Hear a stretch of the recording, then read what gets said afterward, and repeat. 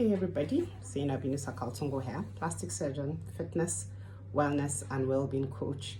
This video is coming in response to a message somebody posted or a comment to one of my posts when I said something about learn to make your investment and then leave the outcome, surrender the outcome to the higher power.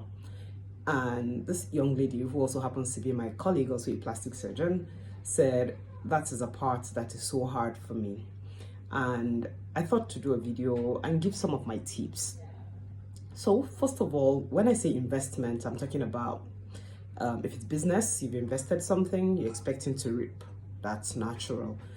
You've invested in a relationship, you expect the relationship to go well, you expect the other person to commit like you have, and it doesn't seem to be paying off like that.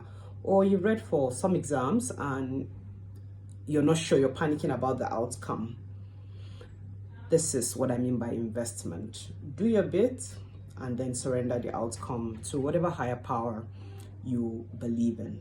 So how do we go about this? The first thing I'll say is, it's not easy, but because I've been there, I know it can be done. So the first thing I'll suggest is a mindset shift. You must know that you are enough, you can do this. And if it's a particularly difficult situation, like maybe a relationship is about to break up, just tell yourself this too shall pass. And I'm going to come out at the other end a stronger person. But it's important in whatever it is to know that you are enough, you're more than enough, and you can overcome this. I've done my bit, I'm not going to panic about the outcome, because panicking has never been known to change anything. And it doesn't help anything. If anything, it doesn't allow you a clear mind to be able to think rationally and go for the next steps.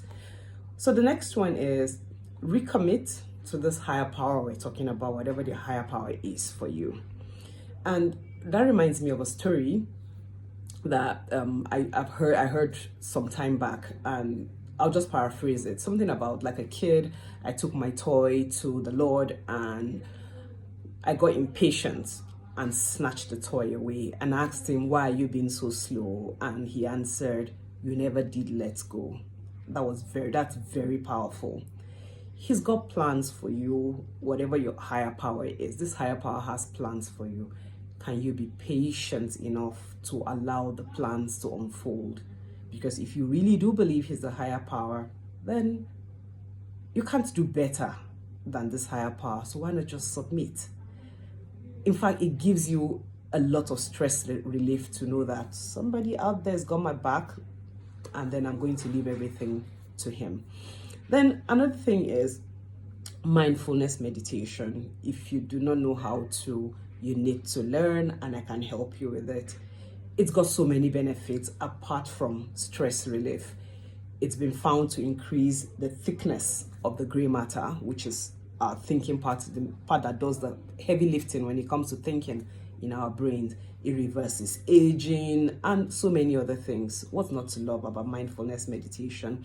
And then another thing is, I'm also a fitness coach, so I know what I'm talking about when I say pick up exercise. I don't mind as devil's workshop. So there's so many things you can do to occupy your mind. Exercise, 30 minutes at least 3 times a week is the minimum you need. And when you do that, you're not just helping your mind, you're also helping your entire well-being. I don't need to emphasize the importance of exercising here.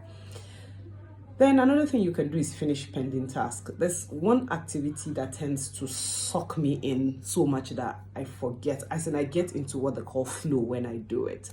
And that is finish pending task.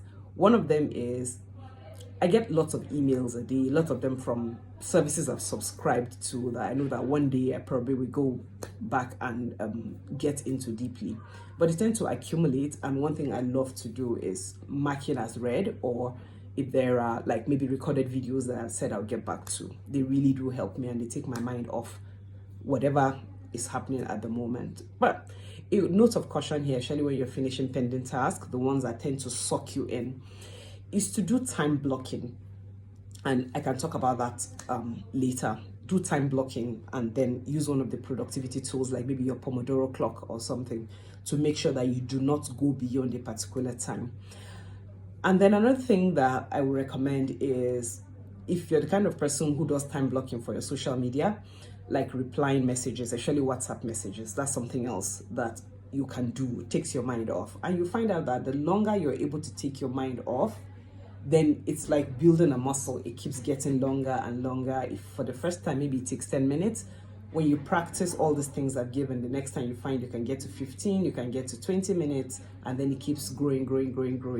But it's an exercise, it's a practice. You have to keep coming back to it until you've mastered a particular one, and then life throws you another one. And before you know what's happening, you're better at the task and you're teaching other people.